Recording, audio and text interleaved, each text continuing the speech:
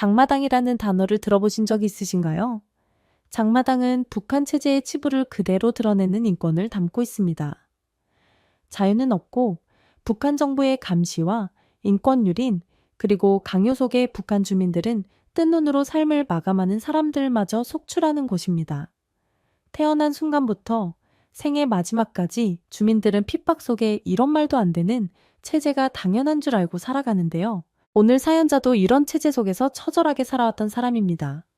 자유로운 생각도 의견도 허락되지 않던 이곳에서 그녀에게 대체 무슨 일이 있던 것인지, 과연 그가 목숨까지 걸고 탈북을 선택했던 이야기가 지금 시작됩니다. 안녕하세요. 저는 이민정입니다.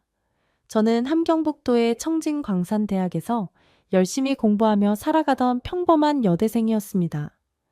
저의 일상은 말로 표현하기 어려울 정도로 힘들었어요. 무엇보다도 가족을 먹여 살리는 것이 제게 가장 큰 숙제였습니다.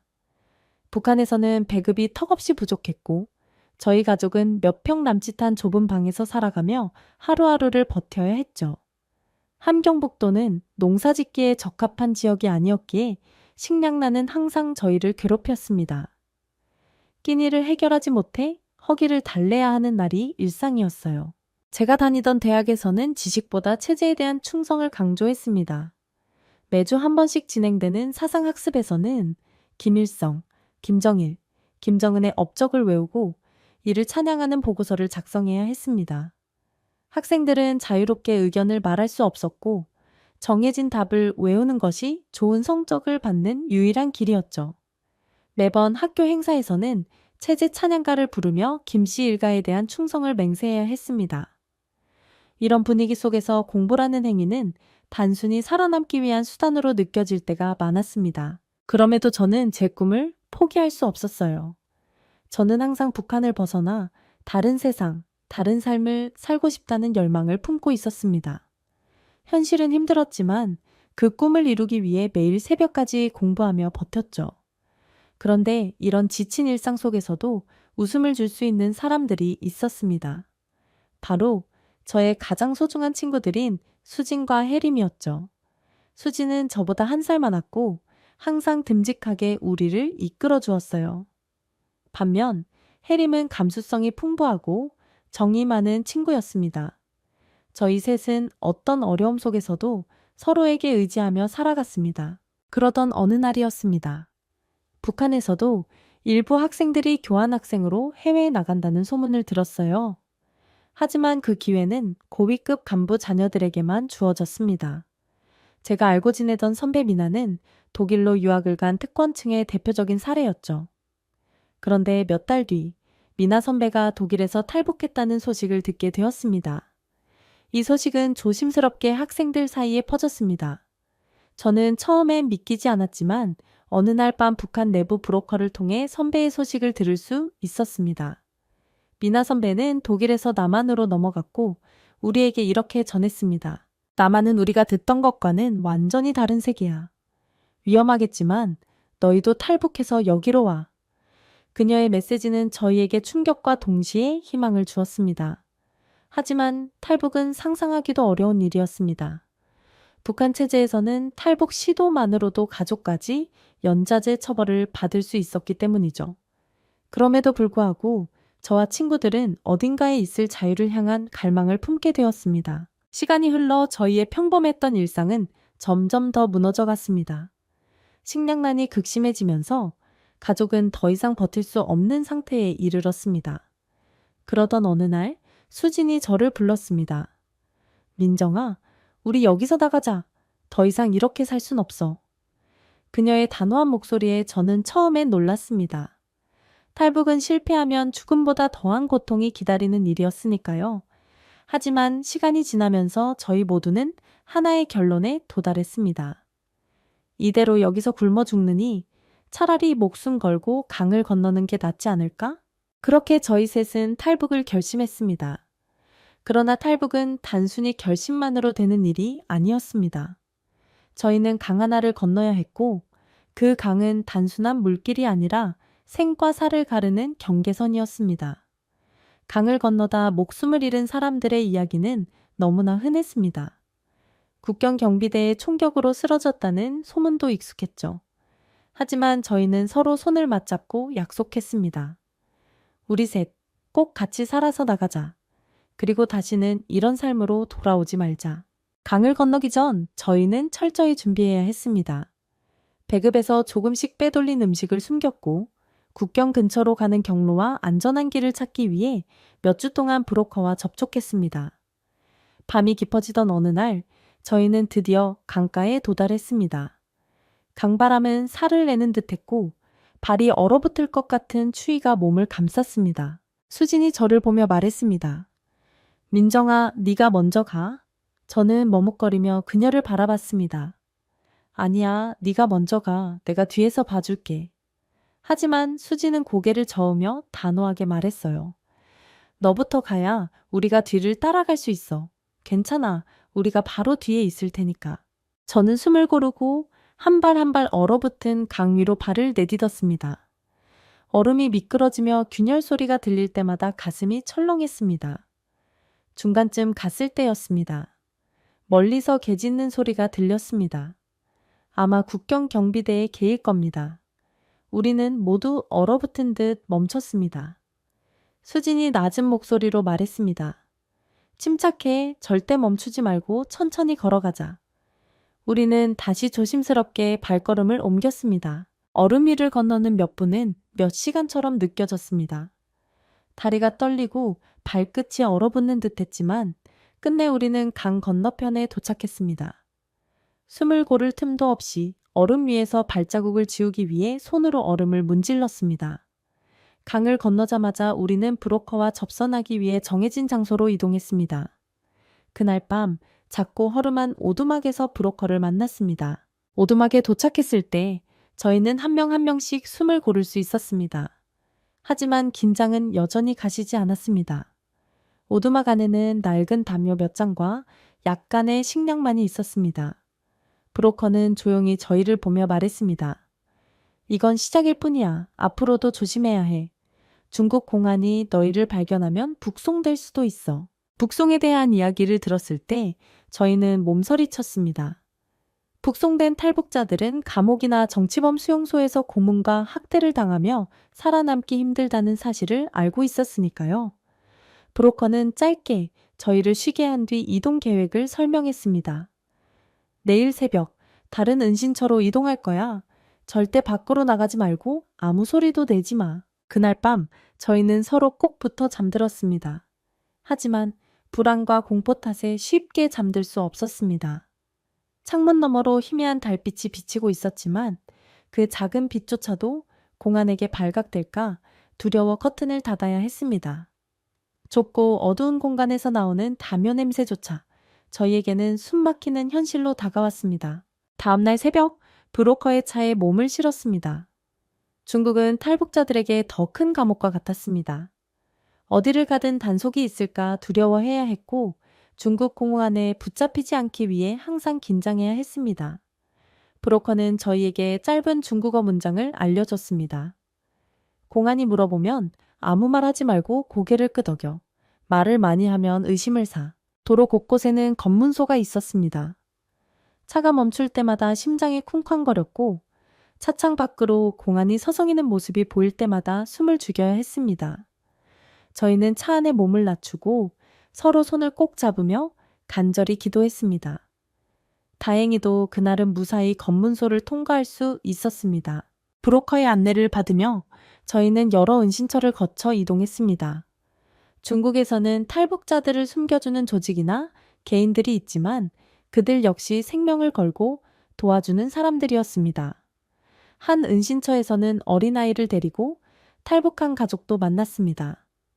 그들의 얼굴에는 희망과 두려움이 교차했고 저희는 그들과 서로 말을 섞지 못한 채 침묵 속에서 같은 공간을 공유했습니다. 브로커는 저희에게 종이와 연필을 건네주며 각자 새로운 이름을 적으라고 했습니다. 진짜 이름을 쓰면 안 돼. 새로운 이름과 신분으로 이동해야 한다. 저는 잠시 머뭇거리며 종이를 바라보다가 한참 고민 끝에 새로운 이름을 적었습니다. 그 이름이 저를 더 이상 북한 출신이 아닌 사람으로 만들어줄 것만 같았습니다.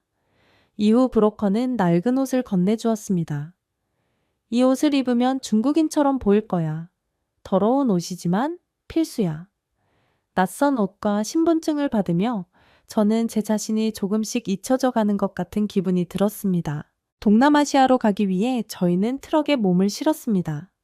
트럭은 화물을 실어 나르기 위한 공간이었고 안은 어둡고 숨막히는 냄새가 가득했습니다. 저희 외에도 많은 탈북자들이 타고 있었는데 누구도 서로 말을 섞지 않았습니다. 그저 침묵 속에서 서로의 불안한 얼굴을 바라볼 뿐이었습니다. 트럭이 덜컹거리며 움직일 때마다 저희는 조용히 몸을 웅크리고 숨을 죽였습니다. 창문이 없는 화물칸 안은 답답했고 공기가 점점 부족해지는 느낌이 들었습니다. 수진이 제 손을 꼭 잡으며 말했습니다. 민정아, 조금만 참아. 우리가 버티면 분명 새로운 삶이 기다리고 있을 거야. 그 말을 들으며 저는 한숨을 내쉬고 눈을 감았습니다. 트럭은 몇 시간이고 달렸고 어느새 저희는 깊은 숲속에 도착했습니다. 브로커는 트럭에서 내리며 이렇게 말했습니다. 지금부터는 걷는 시간이 많아질 거야. 조용히 따라와. 숲속에서의 밤은 추웠고 두려움으로 가득했습니다. 나뭇가지가 부러지는 소리와 동물 울음소리가 들릴 때마다 저희는 움츠러들었고 걸음을 멈출 수 없었습니다. 브로커는 강을 건너야 한다고 말했습니다. 강을 건너기 위해 작은 고무보트가 준비되어 있었고 저희는 신발을 벗고 조용히 보트에 탔습니다. 강을 건너는 동안 저희는 서로 말을 섞지 않았습니다. 저 멀리 공안의 목소리가 희미하게 들릴 때마다 가슴이 철렁 내려앉았습니다. 강을 무사히 건넌 후 저희는 짧은 산길을 걸어야 했습니다. 이 과정에서 해림은 탈진해 바닥에 주저앉을 뻔했습니다. 수진이 그녀를 부축하며 말했습니다. 해림아, 조금만 더 힘내. 여기서 멈추면 안 돼. 저희는 그렇게 서로를 의지하며 끝없이 걷고 또 걸었습니다. 마침내 저희는 태국의 난민보호소를 통해 남한으로 향할 수 있는 비행기에 몸을 실었습니다. 비행기가 활주로를 떠나는 순간 저희는 드디어 자유를 얻었다는 것을 실감했습니다. 한국 공항에 도착했을 때 처음으로 느낀 것은 완전히 다른 세상이었습니다. 공항 안은 밝고 깨끗했으며 사람들이 분주히 움직이고 있었습니다. 모든 것이 생소했지만 동시에 벅찬 감정이 밀려왔습니다. 저희는 국정원으로 이동의 정착 절차를 시작했는데 그곳의 직원들은 저희를 따뜻하게 맞아주었습니다. 국정원에서 받은 첫 번째 물건은 기본 생활용품이 담긴 캐리어였습니다. 캐리어 안에는 세면도구, 수건, 의류, 그리고 제가 북한에서는 본 적도 없는 생리대가 있었습니다. 저는 그 순간 놀랐습니다. 북한에서는 생리대 같은 물품은 구하기 어려웠고 대부분 천조각을 사용해 직접 세탁해야 했기 때문이죠. 그 작은 물품 하나에도 저희는 큰 감동을 느꼈습니다. 국정원에서 제공한 첫 식사는 김치찌개와 다양한 반찬들이었는데 너무도 풍성했습니다. 북한에서는 끼니를 건너뛰는 일이 다반사였기에 이렇게 많은 음식을 한꺼번에 먹는 것이 낯설고 믿기지 않았습니다. 해림이 눈물을 글썽이며 말했습니다. 이렇게 많은 음식을 한꺼번에 먹어본 게 평생 처음이야. 그날 우리는 서로의 손을 잡고 이렇게 말했습니다. 이제 정말 다른 세상에 왔구나. 국정원에서 간단한 신원 확인과 인터뷰를 마친 후 우리는 하나원으로 이동했습니다. 하나원은 탈북자들을 위한 교육시설로 한국 사회에 적응할 수 있도록 다양한 교육을 제공하는 곳이었습니다. 그곳에서 처음 들은 말은 이랬습니다.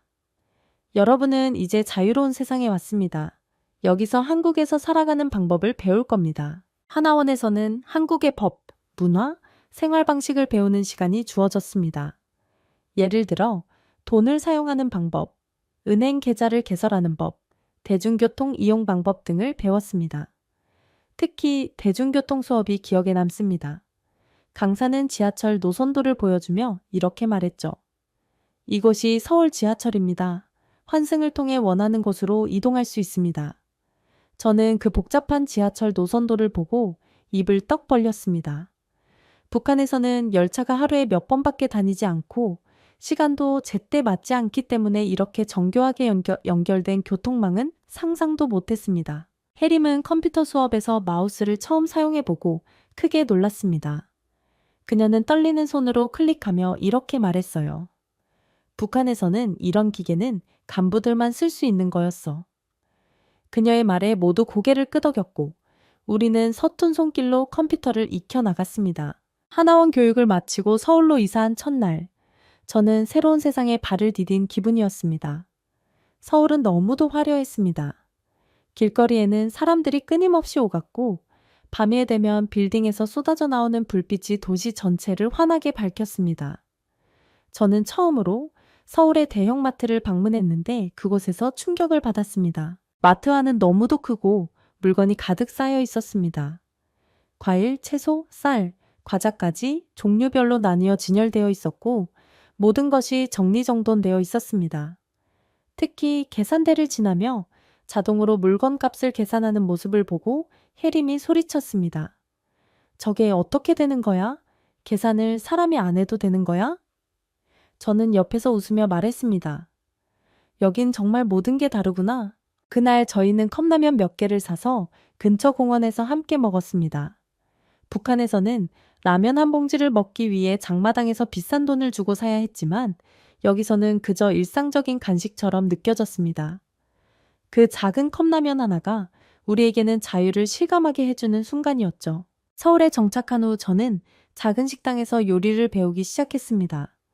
처음에는 낯설고 힘들었지만 손님들이 제 음식을 맛있게 먹고 웃으며 잘 먹었습니다. 라고 인사할 때마다 큰 보람을 느꼈습니다. 요리사는 단순히 음식을 만드는 사람이 아니라 사람들에게 행복을 전달하는 직업이라는 것을 깨달았죠. 수지는 병원에서 간호보조사로 일하기 시작했습니다. 그녀는 처음으로 만난 할머니 환자가 손을 꼭 잡으며 고맙다고 말했을 때 자신이 누군가에게 필요한 존재라는 것을 실감했다고 했습니다. 혜림은 대학에 진학해 사회복지학을 전공했습니다. 그녀는 항상 말했어요. 나도 언젠가 우리처럼 어려운 사람들을 도울 거야. 물론 모든 것이 순탄했던 건 아닙니다. 한국 사회에서 탈북자로 살아간다는 것은 때로는 편견과 차별을 마주하는 일이기도 했습니다. 처음 직장을 구할 때 저는 북한 사투리 때문에 많은 질문을 받아야 했습니다. 어디서 왔어요? 북한 사람이에요? 그 질문이 저를 위축되게 만들었지만 저는 이를 극복하기 위해 더 열심히 표준어를 연습했습니다. 그리고 어느 날 손님들이 제가 북한 출신이라는 사실을 알고도 이렇게 말했습니다. 북에서 오셨다니 힘들었겠어요. 이제는 여기서 행복하세요. 그 말 한마디가 제게 큰 위로가 되었고 저는 그날 이후 한국 사회에서 제 자리를 찾아가기 위해 더욱 노력했습니다. 어느 겨울날 저희는 다시 남산타워에서 모였습니다. 그날은 눈이 하얗게 쌓인 날이었고 서울의 야경은 환상적이었습니다. 수진이 이렇게 말했습니다. 우리 이렇게 행복하게 살게 된 게 기적 같아. 이제는 우리가 다른 사람들을 도와줄 차례야. 혜림은 고개를 끄덕이며 말했습니다. 그래, 우리를 도와준 사람들처럼 우리도 힘든 사람들을 위해 살아가자. 저는 두 친구의 손을 꼭 잡으며 말했습니다. 맞아. 이제 우리는 자유롭게 꿈꿀 수 있으니까 그 꿈을 다른 사람들에게 나눠주자. 오늘 이야기는 여기까지입니다. 구독과 좋아요 꼭 부탁드리고요. 다음에 더 흥미로운 사연으로 다시 찾아뵙겠습니다. 지금까지 사연 전해드린 이현주였습니다. 함께 해주셔서 정말 고맙습니다.